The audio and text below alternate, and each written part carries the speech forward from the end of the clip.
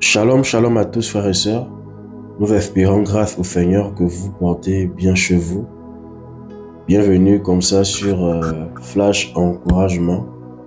Une pensée à partager avec vous que l'Esprit a mis dans mon cœur, dans mon esprit. C'est celle relative au retour du Seigneur. Donc la pensée du retour du Seigneur ou la pensée de l'enlèvement de l'Église. Il y a un peu plus de 13 ans de cela, le Seigneur m'avait fait la grâce de vivre deux phases liées à son retour. C'était physique, c'était pas dans un songe, c'était vraiment physique. C'était physique, on va dire en vision, mais physique. Le Seigneur m'avait permis de vivre la première phase liée à son retour, donc l'enlèvement de l'Église, la montée. Alors j'étais à la maison et il m'avait fait expérimenter cela et je montais.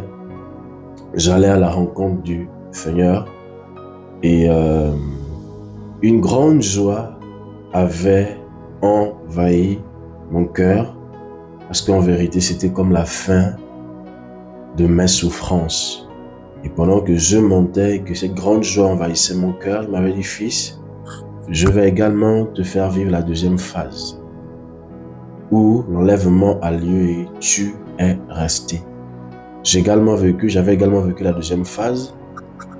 L'enlèvement avait eu lieu, j'étais resté. Je vous assure, frères et sœurs, sur le plan physique, j'avais pleuré amèrement et terriblement. C'était une grande frayeur qui m'avait envahi ce jour-là. Et je voulais même rentrer sous le sol tellement j'étais terrorisé, je pleurais, j'étais agité, je m'enroulais au sol.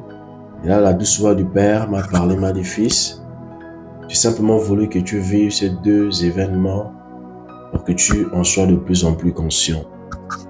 Et frère, je vous assure, nous sommes dans un temps, dans une génération où, lorsqu'on a un regard un peu panoramique de la chrétienté actuelle, lorsqu'on a un regard un peu panoramique de la foi chrétienne, lorsqu'on peut voir les agissements des personnes portant le nom de chrétiens, de disciples, d'enfants du Seigneur, on est vraiment amené à se poser des questions si nous sommes encore conscients du retour du Seigneur, si nous sommes encore conscients du but principal de notre foi et de notre salut. Parce que oui, nous avons été sauvés également pour l'adoration. Oui, nous avons été également sauvés pour le service. Oui, nous avons été sauvés également pour plusieurs raisons. Mais la raison fondamentale et principale pour laquelle nous avons été sauvés, c'est l'enlèvement de l'Église, c'est le retour du Seigneur, c'est pour passer l'éternité auprès du Père. Et nous allons lire comme ça quelques portions de passages. On est dans Luc chapitre 12. On va lire à partir du verset 35. Que vos reins soient saints et les lampes allumées. En vérité, ici, lorsque le maître encourageait les chrétiens à se ceindre, il les encourageait en vérité à avoir à leurs reins la ceinture de la vérité. Parce que comme vous le savez, la Bible a dit, vous connaîtrez la vérité, elle vous affranchira. Et si le Fils vous affranchit, vous serez réellement libre. Mais aussi, vous savez que Yeshua, Jésus, avait annoncé l'avènement du prince de ce monde. Il est présenté comme étant le père du mensonge. Et la vérité est cette arme qui nous permet de demeurer attachés au Seigneur. La vérité est cette arme qui nous permet de défendre la sainte doctrine. La vérité est cette arme qui nous permet, n'est-ce pas, de nous attacher à la prophétie biblique, à la parole du Seigneur.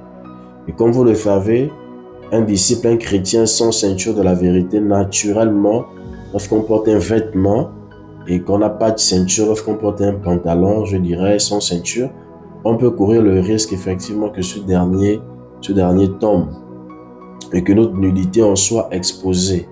Donc le but de la ceinture sur le plan physique, c'est de soutenir les reins, de soutenir le pantalon et d'empêcher que ce dernier ne glisse. Bien qu'aujourd'hui, nous soyons beaucoup plus dans une génération où il y a du sur-mesure, donc on n'a plus nécessairement besoin de ceinture, mais on comprend la pensée de la ceinture à la base. Et c'est la même chose avec la ceinture de la vérité. La ceinture de la vérité est importante et fondamentale dans ces temps. Pourquoi? Parce qu'avec l'avènement davantage des antiques, l'avènement davantage de la croissance du mal, la croissance de fausses doctrines, l'avènement de faux prophètes, de faux docteurs. Si nous ne sommes pas attachés à la vérité, nous allons nous égarer de la foi. Si nous ne sommes pas attachés à la vérité, nous allons nous retrouver dans le mélange, dans la confusion. Nous allons nous retrouver, n'est-ce pas, à sortir du droit chemin. C'est pourquoi Paul, poussé par le Saint-Esprit, a dit dans son épître à Timothée, voici pourquoi l'Esprit dit expressément que dans les derniers jours, quelques-uns abandonneront la foi, attachés à des doctrines de démons, à des esprits séducteurs. Donc, voici deux catégories d'actions des ténèbres, doctrine de démons, esprits séducteurs. Et en vérité, pour ne pas tomber dans le piège des esprits séducteurs, doctrine de démons, il faut avoir à nos reins la ceinture de la vérité. Et deuxièmement, il va dire, et nos lampes allumées. Et en vérité, c'est même ça la base, le fondement de la vision du service que le Seigneur nous a confié. Œuvrer pour que déjà nous-mêmes, nos lampes demeurent allumées, mais également pour que les lampes des enfants du Seigneur soient allumées. Comme vous savez, la lampe peut représenter la parole, la lampe peut représenter l'enseignement, la lampe peut représenter la doctrine, la lampe peut également représenter nous-mêmes en tant qu'individus. La Bible nous a dit que nous sommes la lumière du monde. Nous sommes effectivement également comparés à des lampes. Et comme vous le savez, les lampes, les chandeliers à l'époque dans le temple, et dans le temple, effectivement, dépendaient de l'huile. L'huile permettait aux lampes de demeurer allumées. Or, l'huile, bibliquement parlant, prophétiquement parlant, fait l'image du Saint-Esprit. Voici pourquoi, sous la première alliance, par exemple, lorsqu'il fallait oindre les rois et même les sacrificateurs et dans une moindre mesure les prophètes, il fallait qu'ils soient oints avec de l'huile parce que c'était l'image du Saint-Esprit qui oint.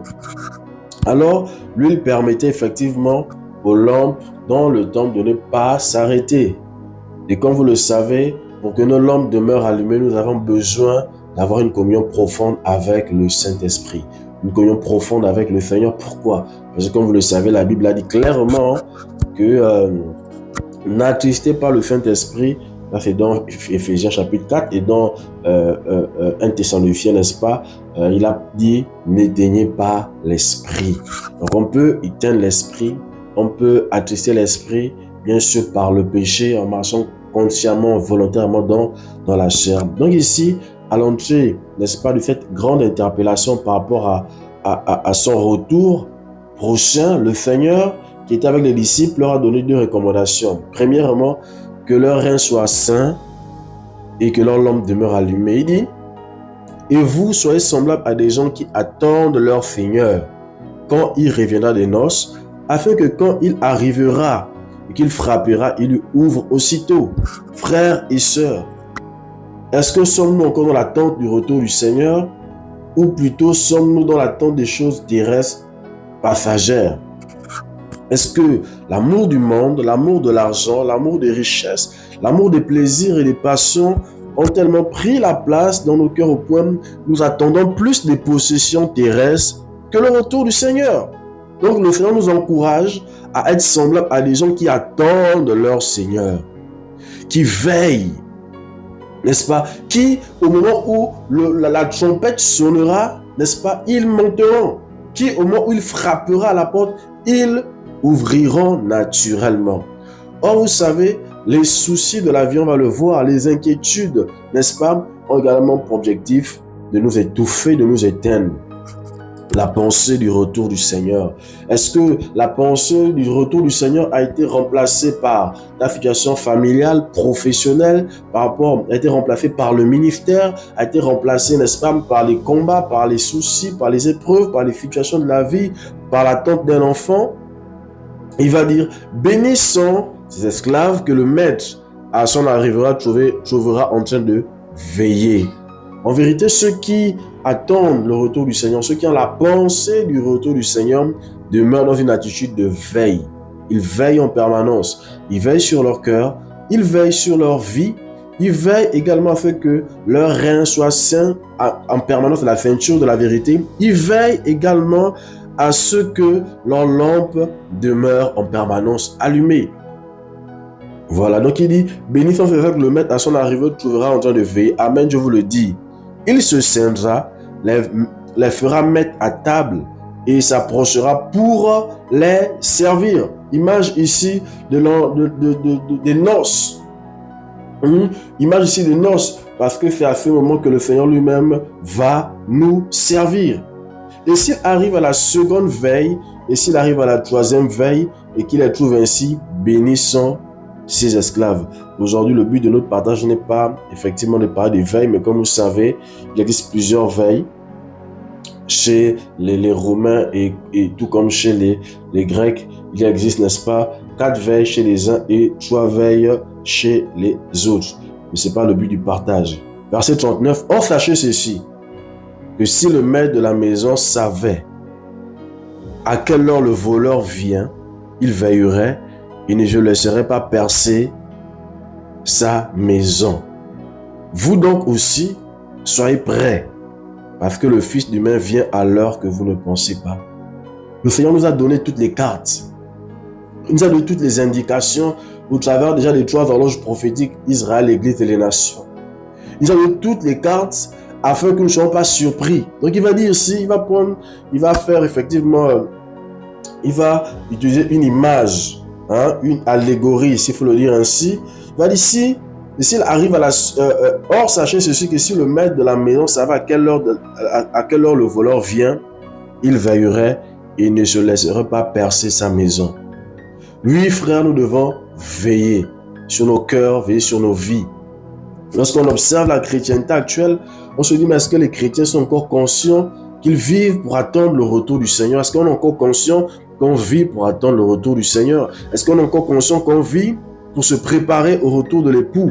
Est-ce qu'on est encore conscient qu'on vit pour partir lorsqu'il viendra?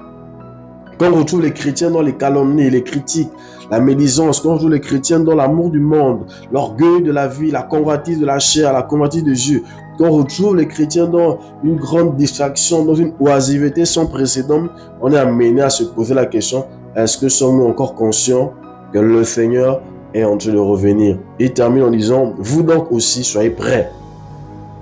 La préparation. Celui qui a la pensée du retour du Seigneur se prépare. Donc il encourage à être prêt. Or, c'est lorsqu'on parle du fait d'être prêt, il faut comprendre qu'il s'agit de se préparer. Et on verra un tout petit peu c'est quoi se préparer. Parce que le Fils humain vient à l'heure que vous ne pensez pas. En d'autres termes, la Bible nous fait comprendre que le Seigneur viendra certainement comme un voleur.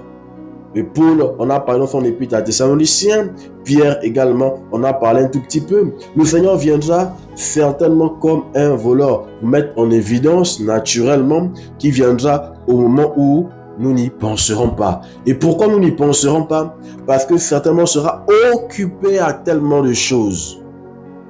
Comme la parabole des noces d'ailleurs.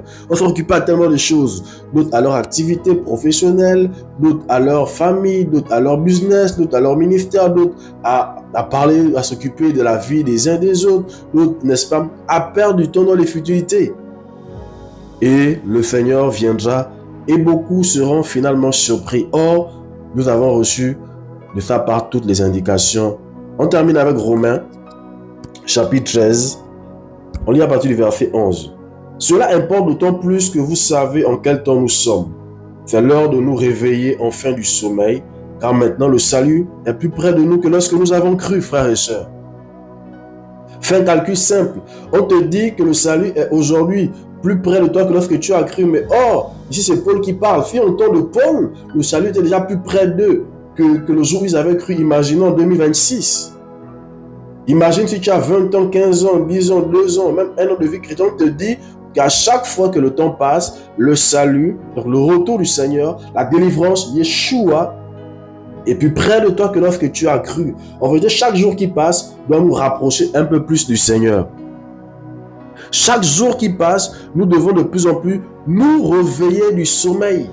Nous réveiller du sommeil, nous réveiller de la distraction, nous réveiller, frère, réveillons-nous. Parce que le Seigneur est plus que jamais en train de revenir. Ce n'est pas une fable. Cela est réel. Tous les signes, tous les signaux sont au rouge. Par la même occasion, une petite parenthèse, nous souhaitons reprendre avec nos directs, nos émissions, le temps de partage en direct. Nous allons beaucoup enseigner par la grâce du Seigneur lors de nos directs sur l'eschatologie.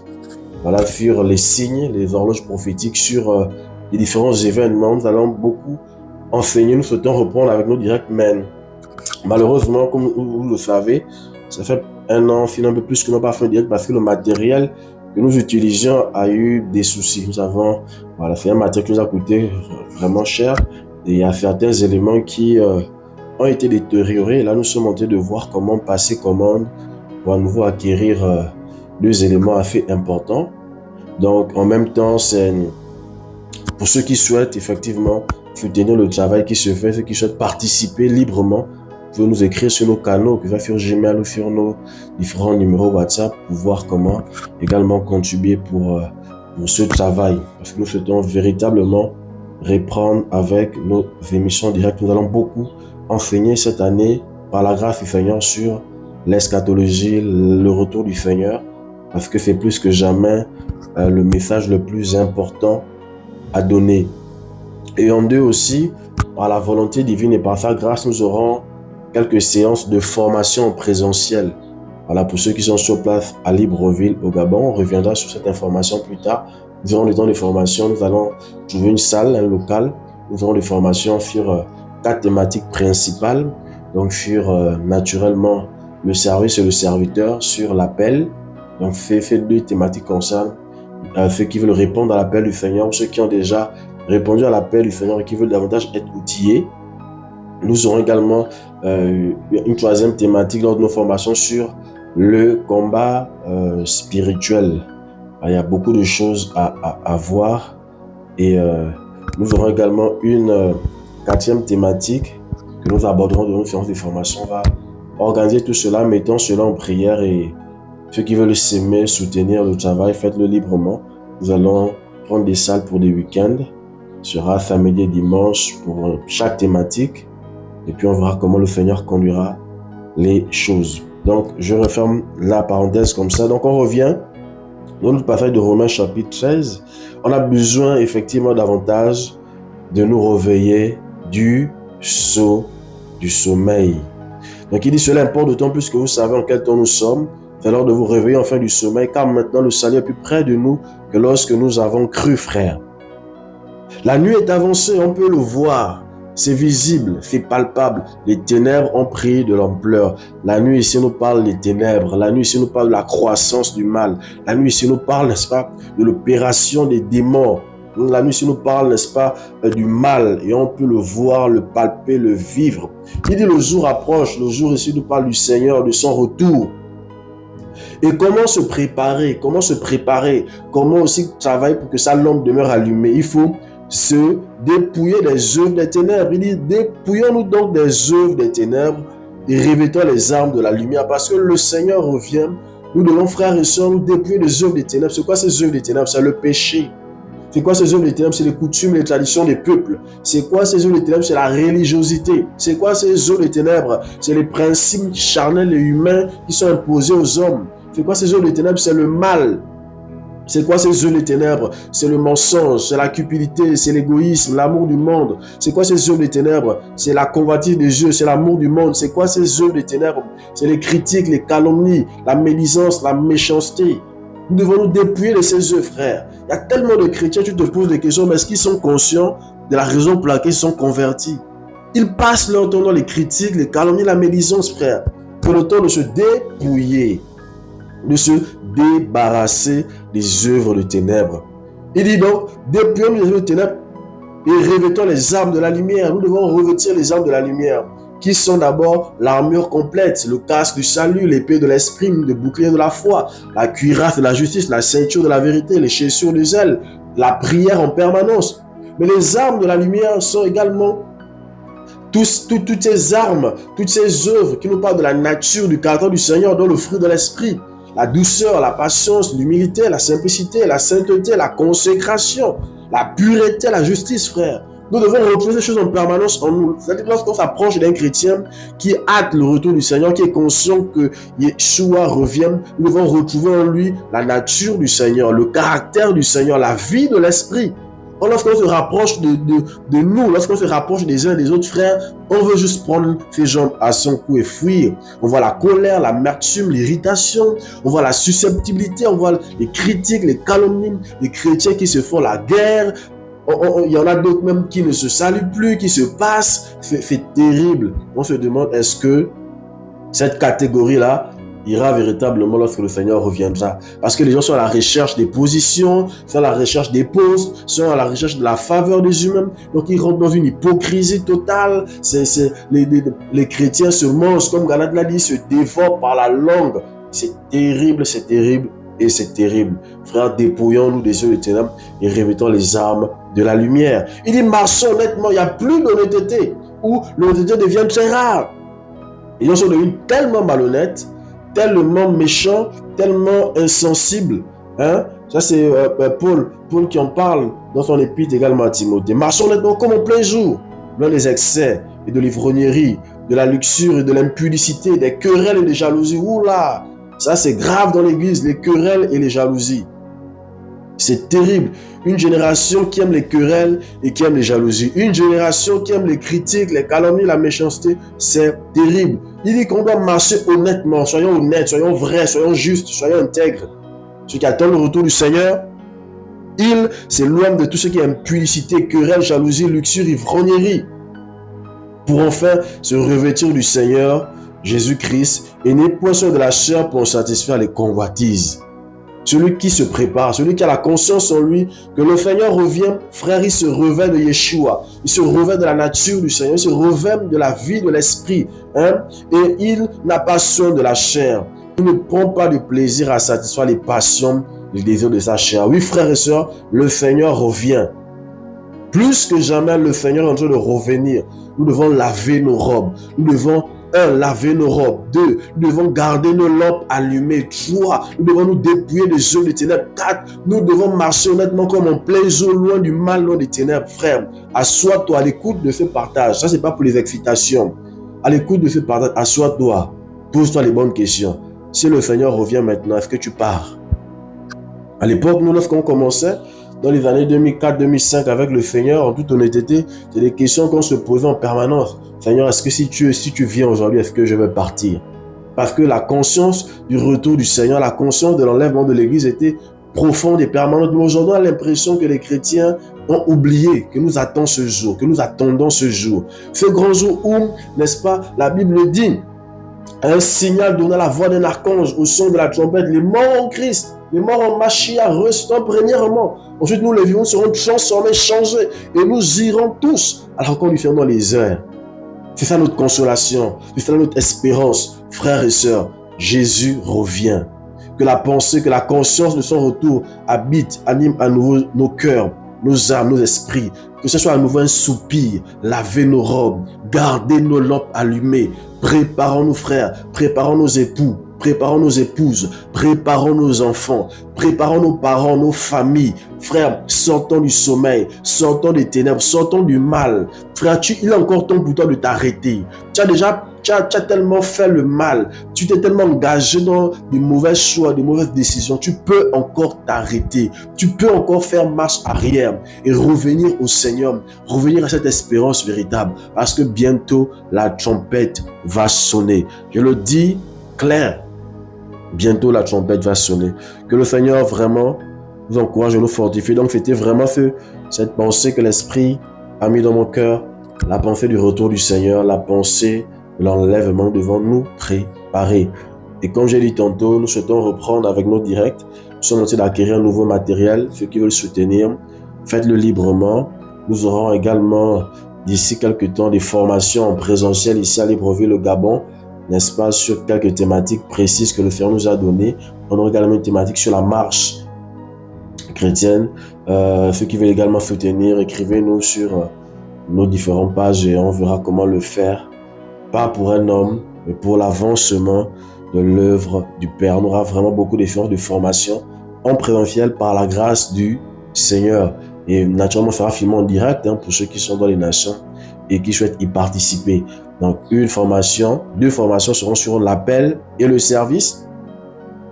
le service et le serviteur, l'appel du Seigneur, et une sera sur le combat spirituel et ses réalités, et une autre sera sur la marche chrétienne. Donc on reviendra sur plusieurs points importants. Et si le monsieur le permet, la dernière séance de formation sera sur l'eschatologie. Donc nous allons voir comment louer une salle les week-ends. Ce sera une salle, une contenance de 50 à 100 personnes maxi. Voilà, parce qu'on veut prendre le temps d'enseigner, de poser la parole, de bâtir la vie des enfants du Seigneur. Donc, ceux qui veulent y participer pourront s'inscrire librement aussi. Que le Seigneur vous bénisse, qu'il nous garde. On reviendra sur les informations ultérieurement. Shalom à tous.